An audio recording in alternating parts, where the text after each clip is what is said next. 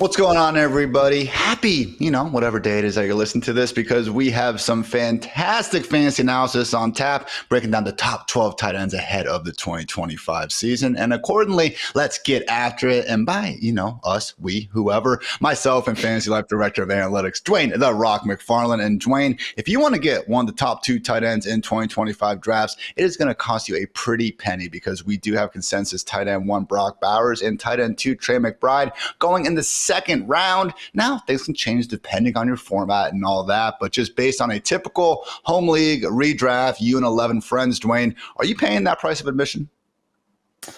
I think it is fine to spend the second round pick, but I think you're looking more towards the late second round, mid to late second round. I don't think I would be investing in either one of these players in the early second round, which is kind of the range that Brock Bowers got to for a little bit. Like if we look at, Best Ball Mania and we look at what's going on over at Underdog, he got steamed up there pretty good for a minute, starting to come back down a little bit. I think people are coming a little bit more to their senses.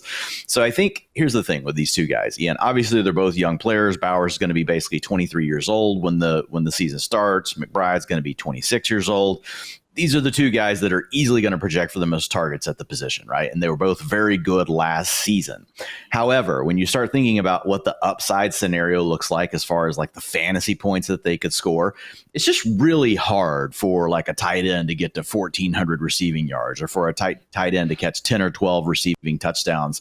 And those are some of the things you're having to make decisions on. If you're taking Brock Bowers earlier, right, in the second round, you're pitting him up against Drake London, Ladd McConkey, A.J. Brown, some other guys we've talked about, Jonathan Taylor, Achan, as far as the running backs go. They're right there in that same range. I think it's just tough, man. As much as we love Brock Bowers and he's a really good player, I think it's going to be tough, for him to put up those kind of numbers. And the other thing I really went back and looked at is if you look at not only what we've done with, the ceiling and floor projections over at Fantasy Life, which tell us in PPR, it could be closer. You could maybe take Bowers a little closer to the beginning of second round, but overall, if you're looking at a half PPR league, man, Ian, it's really hard. If you go back, there's been 7 tight ends, and this is now looking at PPR, to get to 18 fantasy points per game. Since 2011. Jimmy Graham did it twice.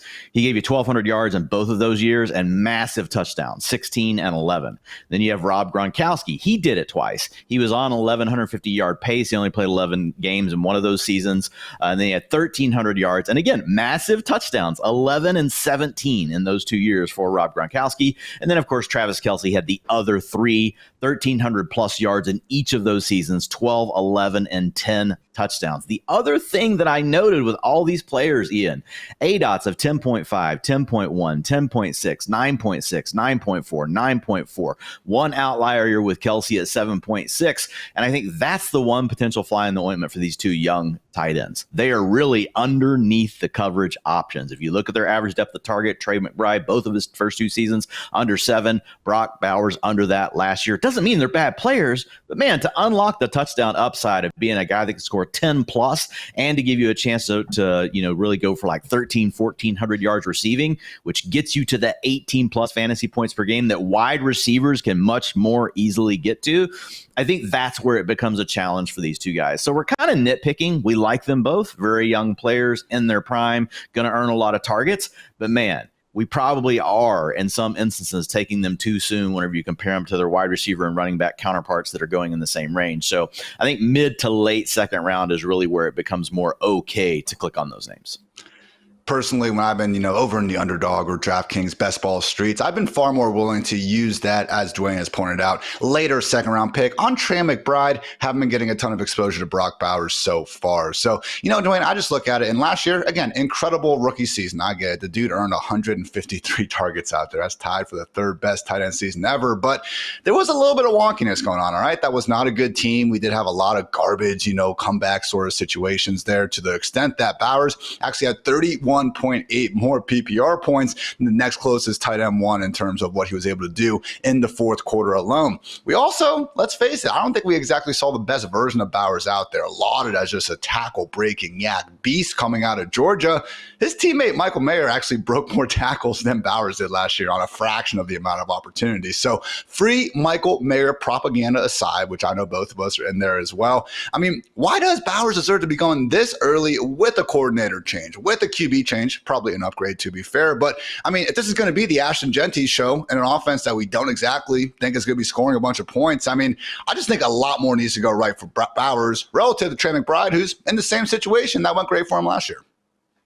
Yeah, I think the big thing is like McBride, is going after Bowers, and that's what makes it tougher to take Bowers. If you didn't have Trey McBride sitting right there at the end of the second round, sometimes early third round, I think that would make it different. There's a third guy we're going to talk about here that is an even bigger reason potentially that I don't take Bowers that often. But I think people are just into it, Ian, because he's going to be 23 years old basically when the year starts, 22.8. I mean, he's coming off of a record campaign as far as rookie tight ends go. So he's a guy that was great in the rookie supermodel. So he was a great prospect that put up an absolutely fantastic year one. And I think there's reasons to be bullish on him. Like he could even be a little bit better. Like Geno's definitely an upgrade in my opinion, like at what they have at quarterback. It's also better than what you have with Trey McBride. I mean, Geno, the last 3 years, 254, 242, and 252 yards passing per game, right? The NFL average over the last 3 years is 215. And the average has really come down with what these defenses are doing. Probably also something to do with some of the really good quarterbacks that have retired over the last 4 to 5 years.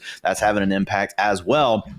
But whenever you look at what Geno's done, clearly I think the ceiling from a passing game standpoint, as far as like one we could expect, is probably better than what we would look at with Kyler. Kyler, I don't want to beat the dead horse. We've talked about him multiple times. He's had 2 really good passing seasons, and then basically he's been like a 220 to 225 yard guy.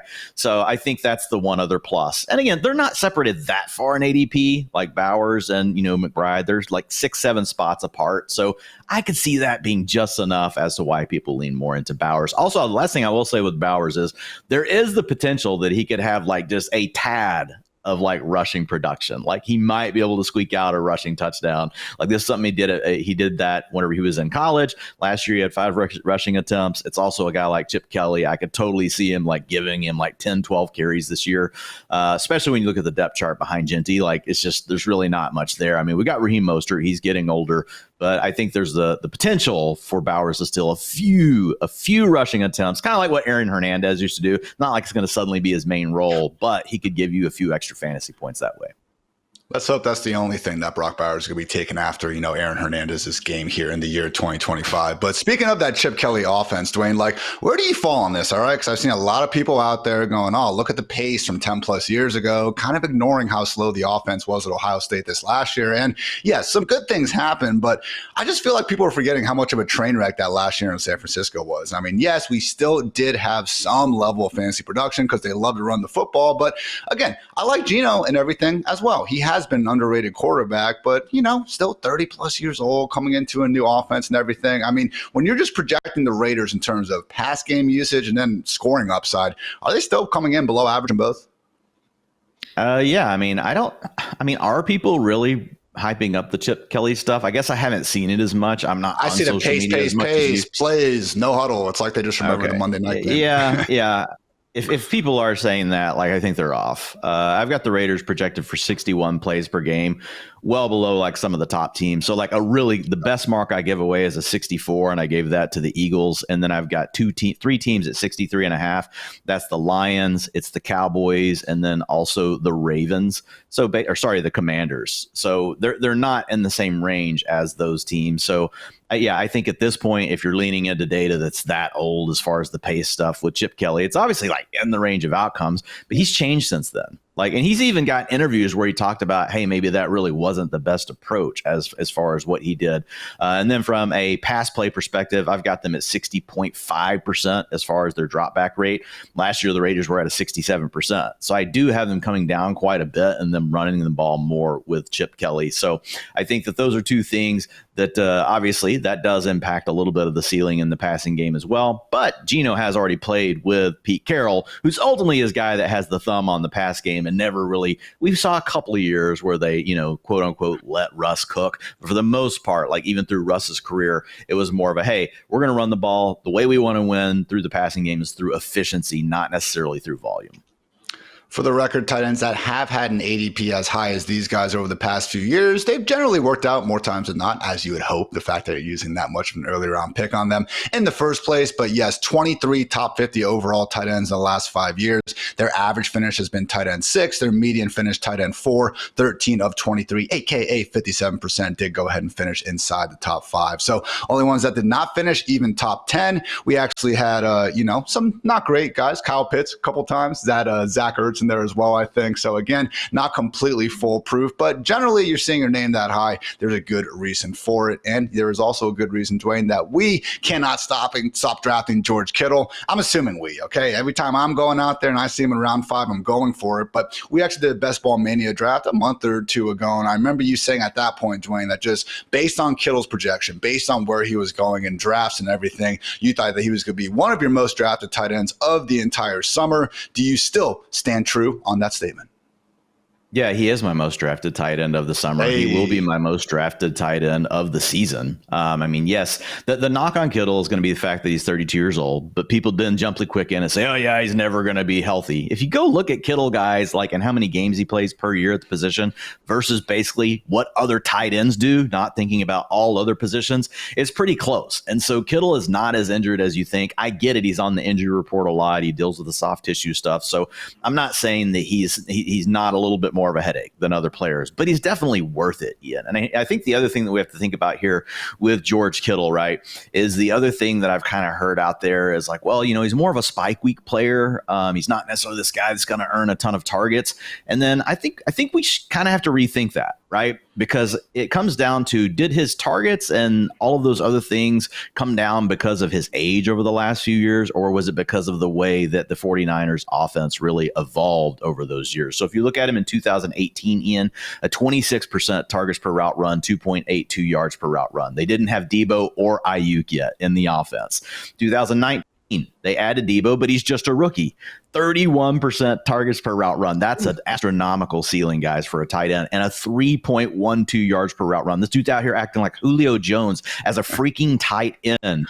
The next year, you got Debo in year 2, Ayuk as a rookie. 28% targets per route run, 2.84 yards per route run. Then you start to get a little bit of a decline. He's going to be moving into his age 28 year. You've got Debo fully integrated in the offense. Ayuk is really starting to mature, and it drops to 24% and then 2.35% yards per route run. And then the next 2 years, at ages 29 and 30, he was at 18 and 19% targets per route run and 1.73 and 2.22 yards per route run. And so those really were more spike seasons, but who else got added to the offense in 22 and 23? CMC. So you had Debo in his prime playing well, Brandon Ayuk hitting his stride, and they add CMC. And so you guys are telling me that in 2024, we should project George Kittle to be in a role like that offense? I can't. I gave him a 23% targets per route run. He had 22% last year. There's a chance I'm undershooting him. I think there's upside. I think he could be a 25% targets per route run guy. And for people saying that, maybe he's a little washed, I'm not saying people are saying that, but thinking about yards per route run, 2.62 yards per route run just last year. So there is an opportunity here for a massive, and I do mean massive, spike season from George Kittle that would make him the tight end 1 in fantasy. Hey, guys, who was the tight end 1 in fantasy football last year? George freaking Kittle, not Brock Bowers. It wasn't Trey McBride. They were all really close, but he did outdo them. And I think the main reason people think those guys should go 3 rounds earlier is because they're just locked into way more targets. I do have them projected for more targets, Ian. But if we also think back to those massive spike seasons that gave those 18 plus fantasy point per game years to Kelce and Gronkowski and Jimmy Graham, the guys we named earlier, of these 3 guys, which one do you think is more likely to have a shot at putting up a 1,500 yard season with 12 touchdowns? I think it's George Kittle, because I think he's actually proven it. This dude is an absolute beast of an athlete, run after the catch. He's also a guy that can work deeper down the field. So the main thing is the age. Going to be 32. Got to make sure that he stays healthy and everything's clean there. But, man, I think George Kittle has an astronomical ceiling that is just as good as Trey McBride or Brock Bowers. What's the best indicator of future fantasy point production, Dwain? Past fantasy point production. There we go. And George Kittle has been better than just about anyone. Dwayne mentioned last year's tight end 1 finish in PPR points per game. But even since 2018, guys, third, fourth, second. Oh, my God. In 2023, he only finished as the tight end 6. And to Dwayne's point, that was the most crowded edition of them all. And we actually have had a decent sample at this point of Kittle playing without Deebo Samuel specifically. Did not include his rookie season. Again, just when Kittle and Deebo have both simultaneously been on the squad. 13 games without Deebo. And we're talking about a 17-game pace, guys, for Kittle of 114 targets, 81 catches, nearly 1,300 yards, and over 10 touchdowns. Good for 16.1 PPR points per game. You do not need to be a doctor to know that that is, again, good enough for tight end 1 status here in fantasy football land. So I guess, the one concern would just be that this version of the 49ers offense, maybe not quite as high scoring as the past. But again, Dwayne, like we've already seen Kittle just making so much of less. I mean, can you imagine if we ever got a 140, 150 target year out of the guy? I mean, we did kind of once back in 2018, and he absolutely boomed with it. So again, ceiling might as well be the roof for George Kittle this year. And again, if you just had to go through the offense and say like who most likely is going to be just the engine of this passing game, I think it's Kittle at this point. I agree. I would put my bet on Kittle. Now, look, we're not dismissing Dwain Jennings. Like, he had a really good year, and he technically out-targeted Kittle last year once we lost Brandon Ayuk from the offense, and Deebo wasn't quite the same down the stretch. So we can't completely dismiss that. However, Dwain Jennings is a one-year breakout and a dude that's been in the league a long time. I'm much more willing to lean into a guy like Kittle that has been this good or better his entire career. So when I look at it, with Deebo gone, Ayuk might miss half the season, Ian, and we don't know what Ayuk is going to be like whenever he gets back. Like, we hope it's like 90%, but what if it's 80%? What if it's 60%? Just a couple of years ago, we had Chris Godwin coming off of this type of injury, and it was a pretty rough year that next year for him. We saw that happen to Michael Gallup, not near the player as Ayuk, but he was never truly able to recover for him. I'm not like trying to fearmonger here. Brandon Ayuk's a guy that I think you and I both like at ADP. But what I'm saying here is, like, to start the season, there's not going to be Ayuk. I think it's probably going to be George Kittle and Dwain Jennings as the top 2 targets in the offense, and CMC right behind them. Ricky Pearsall, like, he could be a fly in the ointment, but like it's not like Pearsall was amazing last year. He had a couple of good games at the end of the year, and so I think if you're looking at the way you project the offense, the easiest way to do it is to have Kittle as the guy that's leading the team, as far as receiving yards and touchdowns and all those things. Man, that Pearsall conversation. I know we're talking tight ends, Dwayne, but it's like you take his good games and you go, oh, look, there's Ricky Pearsall. Look what he's capable of. And then he goes 3 straight weeks without catching a ball. And it's like, yeah, he got shot 3 months ago. What do you want from the guy? So, again, just trying to discern exactly, who this guy is going to be in 2025. Maybe that's going to be, the true key to figure out in this San Francisco 49ers offense. Because, again, Kittle right now is the only guy being priced up. But even then, very affordable relative to Brock Bowers and Trey McBride as well. So those are our big 3 tight ends at the top. Things stay consensus afterwards, but we're talking about a big drop down the rankings, guys. Okay, so again, Kittle, McBride, Bowers, you're gonna have to use a top 50 overall pick more times than not to get their services. Tight end 4, Sam Laporta, and tight end 5, TJ Hawkinson, though, I mean, these are guys that are truly in the mid-tier to the point that they're the only tight ends going between pick 50 and pick 98. So again, not quite as elite as the top 3 guys, but certainly, Dwayne, the market and just, our rankers over here at Fantasy Life has said that they do deserve to be ahead of the Jonnu Smiths, the Mark Andrews of the world. So between Laporta and Hawkinson, who do you think has the best chance to make us feel like absolute idiots for passing on them by the time December comes around? I'm going to lean to Hawkinson. I don't have like a strong conviction about it, though. I really do like these 2 players. I prefer to get Kittle as often as I can because I think he has a ceiling that these 2 probably just don't. But I do like this as the next tier. And I would lean to Laporta, like, just because he's going to be almost 24 years old. He'll be 23.7 when the year starts versus when we look at Hawkinson, he'll be 28. He had the ACL, MCL injury at the end of 2023. Wasn't quite himself last year, so it's hard to really like fully give him a grade, right? Like, he just wasn't himself once he came back from the injury. So I could be wrong on this. What I ultimately leaned into is, okay, we have 2 crowded offenses. You've got Justin Jefferson, plus you've got Jordan Addison that TJ Hawkinson's having to deal with, right? You've got Amon-Ra St. Brown and Jamison Williams as far as Sam Laporta, so that's kind of similar. You've got coordinator instability in Detroit, coordinator instability, but you've got QB instability in Minnesota. And I get it. Kevin O'Connell, like, he's still there. So you've got that stability. He's pretty much erased any issues as far as quarterbacks go. So it's really close. Like, they're very similar situations. So ultimately, I just decided to lean into the younger guy. I was like, just give me the guy that doesn't have the ACL, MCL injury from 2 years ago, a little bit younger. And then he also, in my opinion, I think there's a little less risk with Jared Goff, knowing we're getting him back versus what we might get with JJ McCarthy. I think the other thing people really need to remember with Laporta, Ian, as I was doing my research for the Fantasy Life magazine, whenever I went back and looked at him and I looked up all the injury data and, what he had in preseason, then he had an early year injury as well. Like, those first 8 games just weren't good for Laporta, but it does look like he got healthy towards the end of the year. And if you look at him, if he's starting in week 12, when he was back in that near full-time role, when he was at an 87% route participation, his utilization score jumped to 8.6, and he averaged 14 fantasy points per game. That's what he did as a rookie. Like, that's the exact same marks that the guy had as a rookie. So I kind of think that Laporta was dealing with something early in the year, and then we saw more of what we were used to from year one at the end of his 2024 campaign. So I think that's a positive thing for him as well.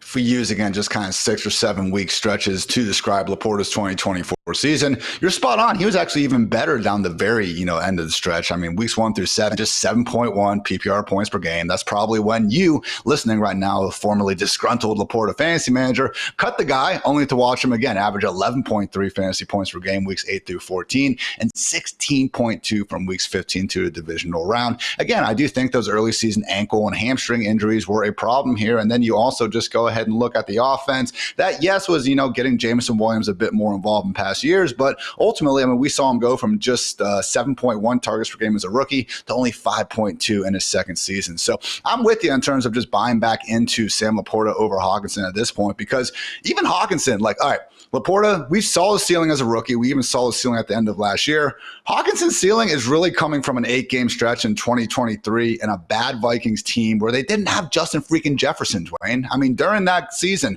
9.6 targets per game, 16 PPR points in 8 games without Justin Jefferson. With Jefferson, it was down to 12.8 PPR points per game and only 7.1 targets. So I think it's Laporta, and honestly, man, I don't think it's super close. That said, at these prices, like, do you think that we should be actually buying into Laporta and Hawkinson in these mid-round ranges? Because again, the disparity between them, versus guys like Jonnu, David Njoku, Mark Andrews, going legit outside the top 100 picks, I'm not so sure I want to buy into either of these archetypes ahead of those dudes who, again, much, much cheaper right now. Yeah, well, if I had to choose, though, I think still Laporta, like, if we do believe that the first half of last year was kind of a mirage, if you will, because of the injuries, right? And that wasn't real. Then that means we've got a tight end in his first 2 years that averaged basically 14 fantasy points per game in a PPR setup. That's really good. And he's only going into his 3rd season, and he's in a really good offense. Everybody's going nuts about the JMO hype this offseason. What if Laporta is the guy to make the big step forward in year 3 and suddenly he commands a 22% target share? Like, honestly, I think he would be the better bet than Jameson Williams if we were having to pick right now. This guy's been good since he got in the league. JMO's kind of been up, well, mostly bad, and then we got a pretty good last year, but it's not like he was this uber, like, elite talent target earner. Both guys we really like. We like the offense as well. So I would lean into Laporta because I do think there are a lot of different ways. One, a young player that could still ascend to a new level, and we could be looking up and saying, wow, we should have had Laporta in this top tier with these other guys, but we didn't. Or it could just be, hey, the Lions go nuclear and he catches more of the touchdowns this year, right? And his target share and everything else stays the same. So I think there's just several ways that Laporta can get there. I think it is a little bit tougher for TJ Hawkinson. So if you were making me nitpick it, and I had to slice these guys into 2 different tiers, then I would say Laporta would be the guy that I would still be willing to take versus TJ Hawkinson as the guy that, to your point, I might be willing just to try to draft someone else later and not worry about taking him in the middle rounds. I get you there. I'm Team Laporta as well, but through however many fantasy drafts you've done this summer, I mean, how many times have you clicked Sam Laporta? For me, it's only been a few. Yeah, it's only been a few. There's a lot of things that I'm trying to do in that same range of the draft as well. But I have wondered, am I going too low on Laporta? Because essentially the only thing holding him down is the first half of last year. And I feel like that's probably, the reason in our minds that we're worried about it. And we are like, oh, it's a crowded offense. Well, there's a lot of crowded offenses, at least it's a good one. At least it is a good one indeed. Ideally, again, no more Ben Johnson, but I would imagine the Jimmys and Joes in Detroit will still be able to handle things just fine. Hopefully they don't change the X's and O's too much with that being said. Let's move on to those other tight ends who are, again, now going regularly outside the top 100 picks, which is wild to see considering we have names like Mark Andrews, Travis Kelce, and yes, I'm even throwing Evan Ingram in this group of veterans as well. So time for everyone's favorite game, Dwayne, another edition of Mary Start Cut, old tight end edition, tight end 6, Mark Andrews, tight end 7, Travis Kelce, and yes, tight end 10, Evan Ingram. Yeah, I'm going to marry Travis Kelce. I know this sounds weird. I know that he dropped off last year, but he still plays for the Chiefs. He still plays with Patrick Mahomes. He averaged 12.3 fantasy points per game last year. That was more than Ingram. That was more than Mark Andrews. Mark Andrews is dealing with Isaiah Likely, who might be the better tight end than him at this point. And so there's at least going to be a rotation, and we could see Likely take over more of the role when we look at Mark Ingram, or we look at Evan Ingram, 31 years old. So it's not like he's a spring chicken either. And he just doesn't have the same resume as Travis Kelce. Like, do we like what the Broncos are doing? Yeah, we think they're headed in the right direction as an offense, but do I know that Bo Nix can do what he did last year again? We're betting on it, but we're not certain. Like, I know who Patrick Mahomes is. Like, Patrick Mahomes is a really good player. Andy Reid is a really good play caller. So whenever I look at Kelce, yeah, he's not the elite tight end that he once was. But if I had to make a bet, like on one of these guys to play 85% route participation and give me an 18-20% target share and just know that I'm very likely getting that, I do think it's Kelce. And he's the guy that goes, I mean, how far Kelce's gotten pushed down in drafts, like, I totally get it. But at the same time, like, when I've drafted Kelce multiple times. Yes, I have not drafted Laporta very much. When I've not gotten Kittle, I'll be honest, I have come back to Travis Kelce. I get it, 36 years old, but man, plays in the right offense. I think he's going to play a lot of snaps, Ian. And there's a chance like Kelce could still be like the tight end 3 or 4, not give you that 17, 18 fantasy points per game production you're used to, but it could easily be in that 14 range, like what we talk about with Laporta. With Kelce, ESPN's advanced receiver ratings for what they are worth actually did grade Kelce as the single worst tight end in football last year out of 43 qualified players. I'm actually going to get to a reason why this is okay. Everyone, don't completely worry. Look, he still finished, like Dwayne said, top 6, top 7 last season. Again, this was with career worst efficiency, which I get it when we do have a guy who's going to be turning 36 in October. You aren't necessarily expecting that to all of a sudden return to the normal of what he was doing back in 2018. But man, again, to see tight end 7 stats last year on a per game basis for a guy with god awful efficiency, still earn 133 targets and catch 97 footballs. I mean, God forbid you are playing tight end premium as well. We're getting an extra half point for every single one of these receptions out there. Those can add up in a hurry. So personally, Dwayne, I take the over on 3 touchdowns for Kelce. That's all he caught last year. I mean, it does seem like a situation where we saw the worst from Kelce, and maybe these will be famous last words, but I just don't know that he can get any worse in terms of what he's actually doing on the field. And yes, maybe having healthier Rashee Rice, Hollywood Brown, more ingrained, Xavier Worthy out there is going to hurt Kelce's chance to demand that many targets again. But I also don't think this dude would be coming back to play if he didn't intend on being a full-time player. So I'm with you, and that is the reason why Travis Kelce is our highest priced player. That said, Evan Ingram is someone that I've made a much bigger habit of drafting, and I would actually be starting ahead of Mark Andrews in this scenario, because I'm with you, man. We saw it during the first part of last season. Isaiah Likely was actively being used ahead of Mark Andrews in the pecking order. And yes, I know Andrews still caught the 11 touchdowns. He still returned quality tight end 8, just PPR points per game from weeks 5 through 18. He was a good asset after, again, everyone kind of gave up on him after the first month of the year. But not sure Lamar is going to be hitting 4K plus passing yards and 40 plus touchdowns every single year through the air. It was awesome he did it last time, but to me, Andrews is the one more at risk of losing that role, and that's the thing we can rely on just a bit more projecting ahead of any given fantasy season. So with you on Kelce. Where do you fall in Ingram, though, Dwayne? Because it is this phenomenon where I was looking at, Sean Payton's past tight ends. And yeah, Jimmy Graham, incredible. Had 3 top 2 finishes in there. Another, awesome finish when Sean Payton was out, dealing with Bounty Gate stuff. But really, man, other than that, we have Ben Watson at tight end 8 1 year. Jared Cook got a tight end 9 finish, but 12 of 17 years that Sean Payton has been a head coach, his tight end has finished tight end 14 or worse. So I do think Ingram is a good, solid target. I think there's a lot of open targets available for him in Denver, but this does feel a little bit like a trap to me, and it's scary to say that because, again, I've been drafting the guy a lot already.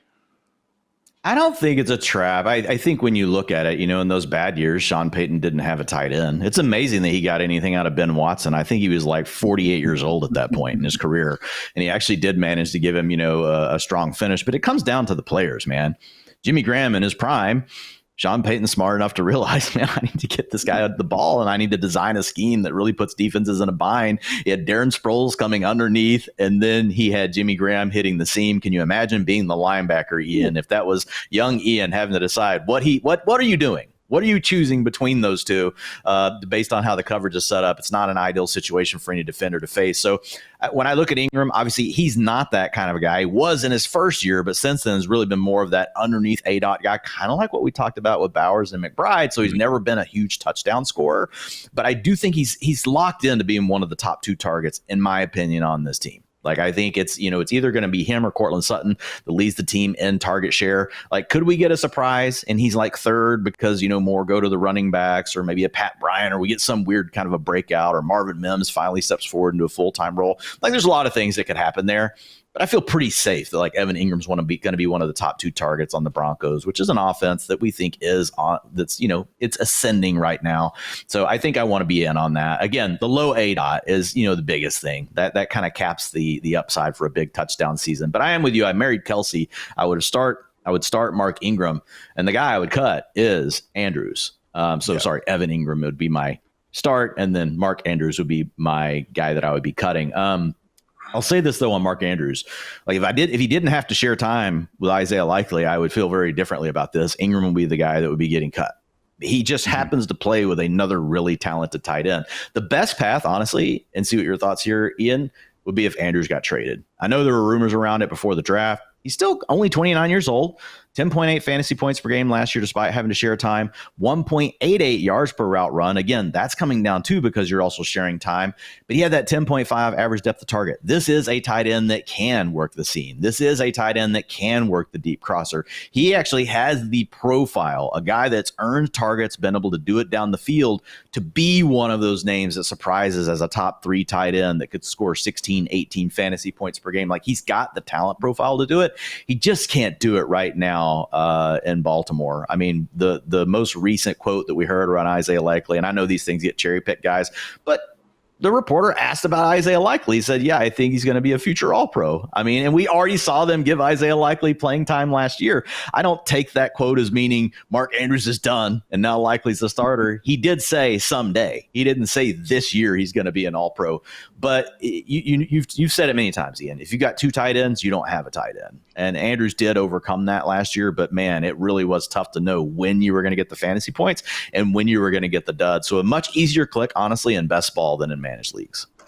In Fantasyland, that is indeed my quote, because as much as people love to say that, oh, yeah, we're going to do the Rob Gronkowski, Aaron Hernandez thing again, we literally have that year. And then there's another year where Dallas Goedert and Zach Ertz almost just got injured and the other guy would go off when the one wasn't available. I still believe those are the only instances of one offense enabling multiple top 12 tight ends since like 2010 or something like that. If I'm forgetting a year, it literally is only one more, not a great history of 2 tight end sets leading to bunches of points in Fantasyland. I'm with you. A trade would be great. The Los Angeles Chargers are that team that we've been pointing out ever since free agency and into the draft as the team that could land someone. I wish Michael Mayer could go there, even though I understand the AFC West, just thing going on isn't going to lead to that being easy. But yeah, man, Mark Andrews for now, still that lead guy, but it does seem like that disparity between him and Likely will likely be smaller than ever. So we'll see there, Dwayne. However, we have not talked about the tight end who's been in the news probably more than anyone recently. That's right, Dolphins tight end Jonnu Smith.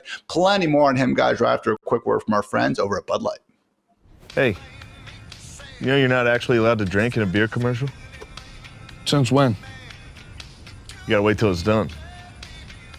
Oh, 5, 4, 3, 2, 1.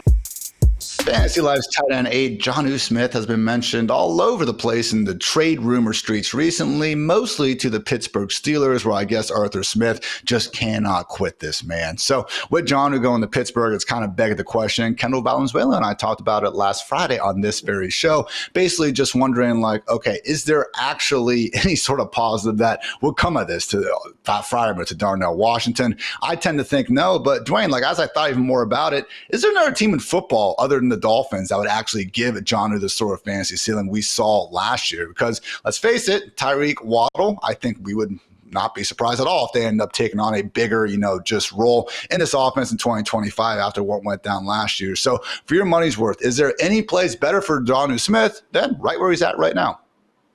I think the Commanders and the Chargers would both be upgrades, right? I know Zach Ertz is hanging around in Washington, but I would assume that Jonnu would be able to beat him out for the full-time role. So, I mean, we would take that on an ascending offense. You already mentioned the Chargers earlier. So I think he's probably in the best spot. I just named 2 teams. There are a lot of other teams where we would not want to see Jonnu Smith land. And at the top of that list is actually the Pittsburgh Steelers.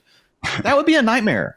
He would be in a rotation. You wouldn't be able to draft him anymore. We would probably, if he went to the Pittsburgh Steelers, he would drop outside of my top 15 tight ends. Like he just wouldn't even be a guy we'd really be talking about drafting unless you're playing in best ball where you're drafting 2 to 3 of these guys every player. But in your more traditional leagues, I would not even be targeting Jonnu Smith unless it was tight end premium. So I think that says everything we need to say. It would also kill Pat Freiermuth's value as well. Not that Freiermuth's been great, but he's a good enough player that we could look up and be like, tight end 9. Tight end 8, like he could pull that sort of thing off if it's really just him. But whenever you put those 2 players together, I think they would be in a rotation on a team that wants to run the ball all the time, right? So that would just be a terrible situation. I will say this.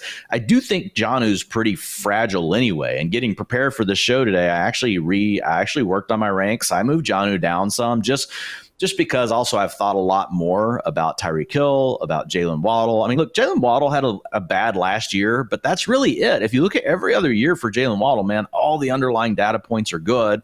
He had a rough season. It just happens. And so if I had to pick today, like who are going to be the top 2 target earners in the Miami Dolphins offense, I do think that it's probably Tyreek Hill and Jalen Waddle. Now, it could be a lot of guys all really close together, and Jonnu is part of that, Ian. But I think there is a chance that it turns more back into the offense that we saw 2 years ago, where more of it funnels through the wide receivers. And we also have Achane, and that is another situation where he and Jonnu are kind of fighting for the similar targets, right? The underneath stuff. So that's not ideal as either. That's not ideal either. Now, I will say this on Jonnu, like he's a player that we've talked about, you and I have, over the years of doing all these shows together.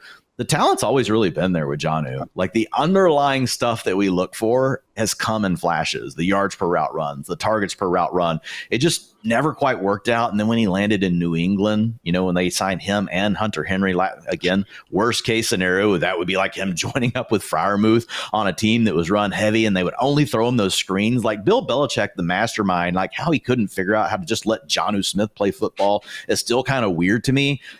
So we have seen those flashes of the talent, so we know that it's there. So I at least want to give him credit for that and give credit to Mike McDaniel for also seeing that and being like, hey, I'm actually going to let this dude do what he's really good at. And when the defenses are worried about these other 2 wide receivers, like he can really do some damage as far as yards after the catch. Like that's his calling card. Jonnu's this underneath player, but man, his yak ability is better than Evan Ingram. It's better than some of these other players. So I don't want to say that like he's a bad bet, but I still moved him down in the ranks just because I do think there's just so much target competition here. And we are talking about a guy that now will be over 30 years old.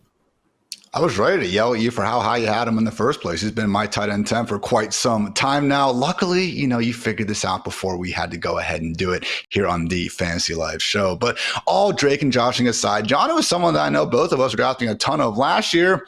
when he was like the tight end 22, tight end 23 in ADP, okay? And honestly, the manner in which he got to the heights he did last year really surprised me. Again, he finished number one in this offense with Tyreek, with Waddle, with HN in receptions. I thought it was more so going to be, 60, 70 targets, and he makes the most out of them because, again, he is that good after the catch, as Dwain was just talking about. So, again, right now, this really does feel to me like a situation where we're buying a player much closer to his ceiling than his floor because, again, I just highly doubt McDaniel is going to go through this year and say, above all else, I want to get the ball to Jonnu Smith instead of these other guys. It feels very, very Tyler Higbee-esque to me, Dwain. Like we saw those years with the Rams, guys would get hurt, they're ineffective, and you'd have this awesome 5 or 6 game stretch at the end of the year when it was just like, all right, who else are we even going to get the ball to at this point? So Jonnu regularly was going as tight end 6 over in the early best ball streets. He has now slipped a little bit to tight end 7, but again, our rankers have him all the way down there at tight end 8. Not exactly someone we have been going out of our way to get. But this whole Dolphins offense is going to be interesting, man, because, again, we're only 2 years removed from seeing them work as one of the best groups in football. I believe they finished second in scoring in 2023, but last year, man, just really not great. So still in on HN. I'm with you. I've been buying Waddle, but don't think Jonnu Smith is someone we're going to be pounding the table for.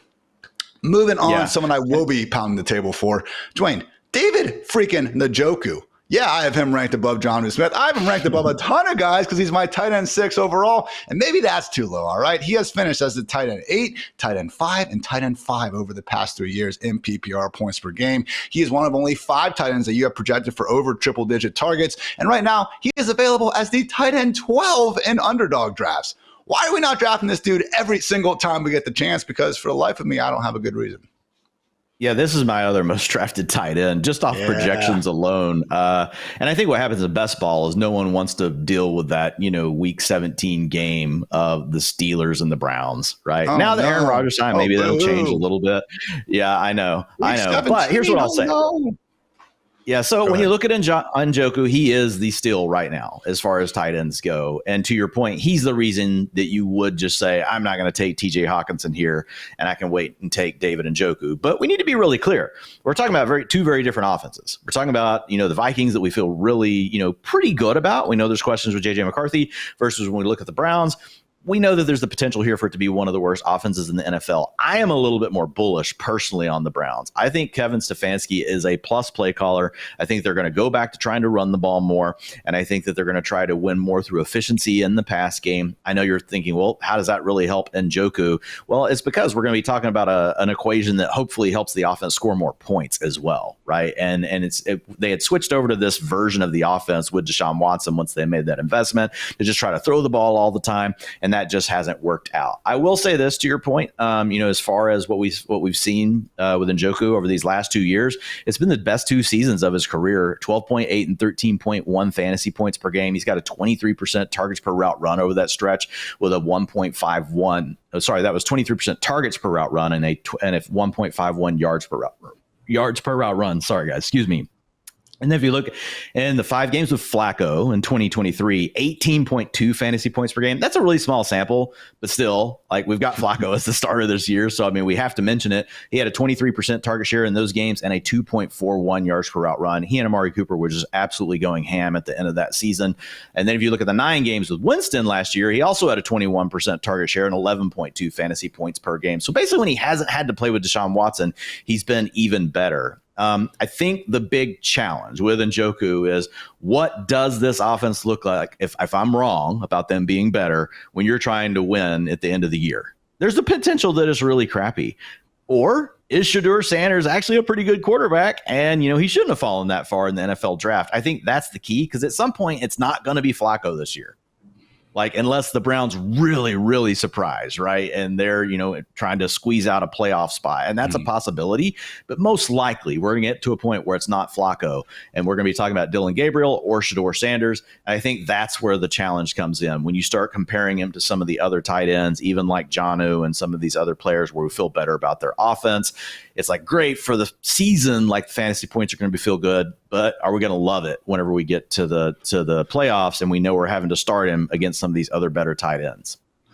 I will say, I feel like he's a bit more insulated from those sort of bad QB concerns than most because the tight end in Stefanski's offense is basically the checkdown option. The Njoku, like Jonnu, is very good after the catch, and he's repeatedly turned, again, screens and low ADOT targets, both of which we see the Browns at inside the league's top 4 over these past few seasons. I mean, that is what he's feasting on. And again, so if it is Shador, if it is Gabriel there, I'd be far more concerned about them, making things happen for Tillman covered downfield or Jerry Jeudy running the 15-yard post, relative to the, oh my God, there's my trusty tight end underneath. And that's when we get those sweet 1.5 bonuses in PPR land, Dwain, again, just with the tight end basically catching a ball, 5 yards downfield in the first place. So I feel even, not better. I want Flacco. I'd love Jameis there. Like, yes, it's better when we have the touchdown upside and all those targets coming our way. But again, I do think, the old adage, hey, a tight end is a rookie quarterback's best friend. Maybe that could be the case for Njoku. So again, I've been spouting off. I love me some David Njoku, drafting the guy all over the place. There is the matter, though, that the Browns did use a 3rd-round pick on another player at his position in Harold Fannin Jr.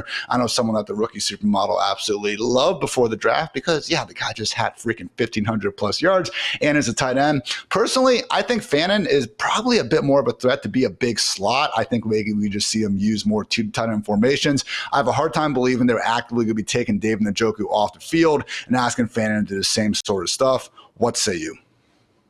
Yeah, I agree with that. I think, looking at what's going on Underdog right now, like this is one of the most mispriced things. Like David Njoku as the tight end 12, behind Colston Loveland. I love Colston Loveland. I do believe at the end of the year, like we could really love what we're getting from Colston Loveland. Like, aren't we kind of just getting cute at that point? Like David Njoku. And if you want to talk about spike weeks, David Njoku is still going to give you spike weeks. Like we've seen this for years now. So I'm with you. Not too worried about Harold Fannin Jr. as much as the supermodel loved him. I do think that Njoku is still pretty insulated as far as he might lose like 5% route participation, right? I think there's going to be different ways, to your point, they can get Harold Fannin on the field because why would you want to take one of your better players and Njoku off when really it's just him and Jerry Jeudy and Cedric Tillman, and then you're not for sure what you're doing with your other spot. Why not let Fannin, take snaps from that position? Again, guys, Fantasy Live consensus tight end rankings: Bowers, McBride, Kittle, and a tier of their own at the top. Then Sam Laporta, TJ Hawkinson, Travis Kelce, tight ends 4 through 6. Mark Andrews and David Njoku coming in tight end 7, tight end 8. So again, we mentioned the tight end 12 ADP. Not over here at Fantasy Life, though. We are all higher than consensus on David Njoku. Then we have John Smith and Evan Ingram rounding out the top 10, but just there at the very end of our low tight end 1 ranks, Dwayne, Tucker Kraft and Dallas Goedert are really the last 2 men standing. So Kraft, obviously, really what he was doing after the catch last year was better than just about anyone. He was the league's best yak tight end per, next gen stats and ESPN and their various metrics. Meanwhile, Dallas Goedert, yes, he has been the third banana in this passing game with AJ Brown, Devonta Smith doing their thing. But, we saw in that Saints game last year, he had freaking 170 yards out there, what he can do when actually given the opportunity. A lot of unrest, a lot question, speculation if Goddard will even be on the Eagles ahead of this season. But yes, he is in fact back and will be wearing, Kelly Green for at least one more season. So with Kraft and Goddard closing out the tight end 1 ranks, do you think they deserve to, again, really be treated heavily above the rest of the guys that we'll be talking about more tomorrow? Or is this kind of, again, lower tight end 1 tier group that you would actually include a couple more bodies with?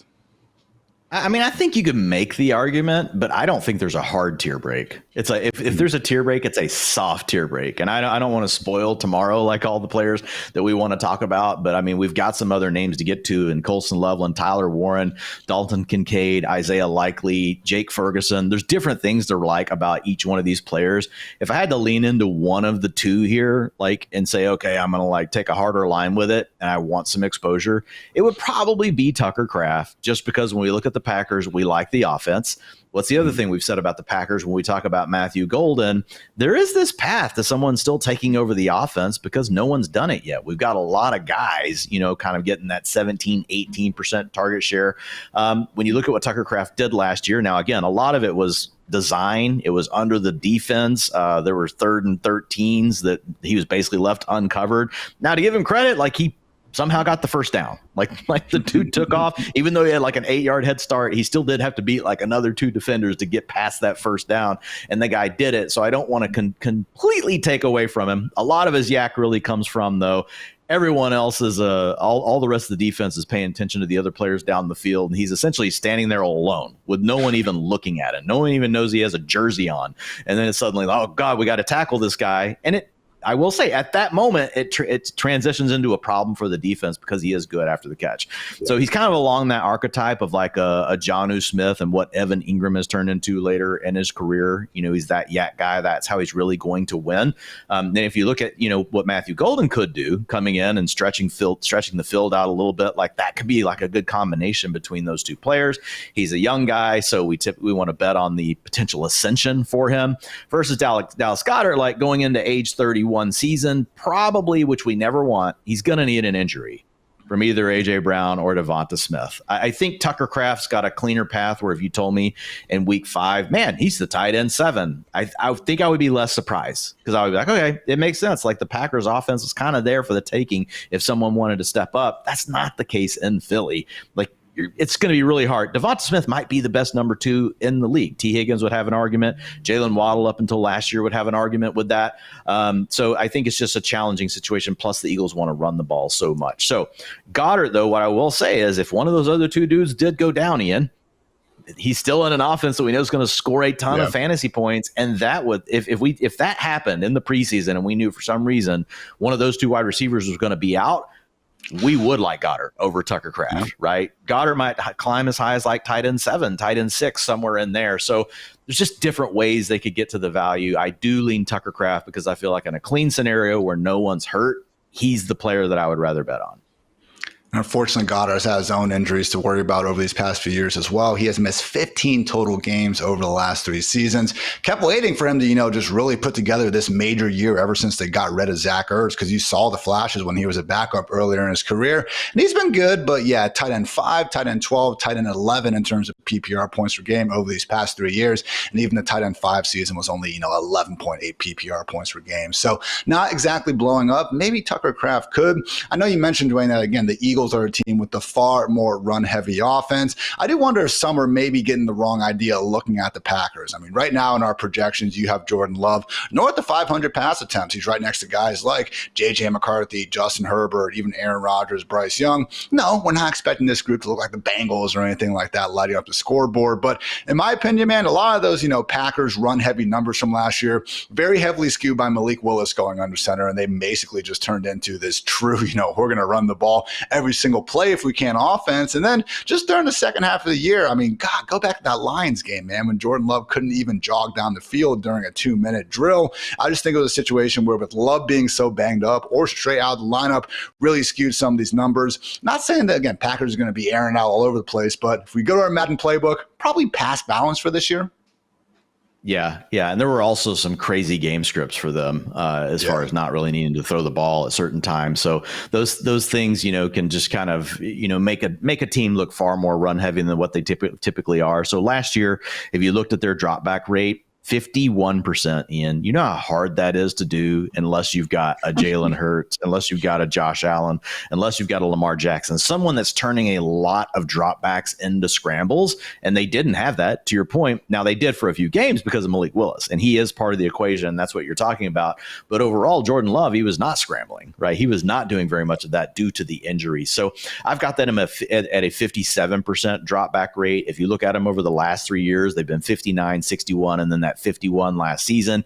If you look at LaFleur over his last 3 years, he's at 57%. If you look at their offensive coordinator, 57%, looking at Adam Stenavich. And then if you look at the quarterback play, whenever we've had Jordan Love healthy, he's been at a 58% in the games that he's played. So I think you're much safer leaning into like that 56 to 58% drop back rate versus last year, which was a bit of an anomaly at that 51% drop back rate. Well, guys, that closes our top 12 tight ends ahead of the 2025 season. But as we said, guys, much more coming on tomorrow's show, speaking about Jake Ferguson, Brenton Strange, even my guy, Mike Gesicki, who I will be happily drafting and throwing late round darts at for what must be the 20th year in a row. So make sure you check out that. But otherwise, just have, a great rest of your day. So for Dwayne, for producer Matt, for producer Kelsey, I'm Ian. Thanks again for tuning into the Fantasy Life Show. And until next time, take care, everybody.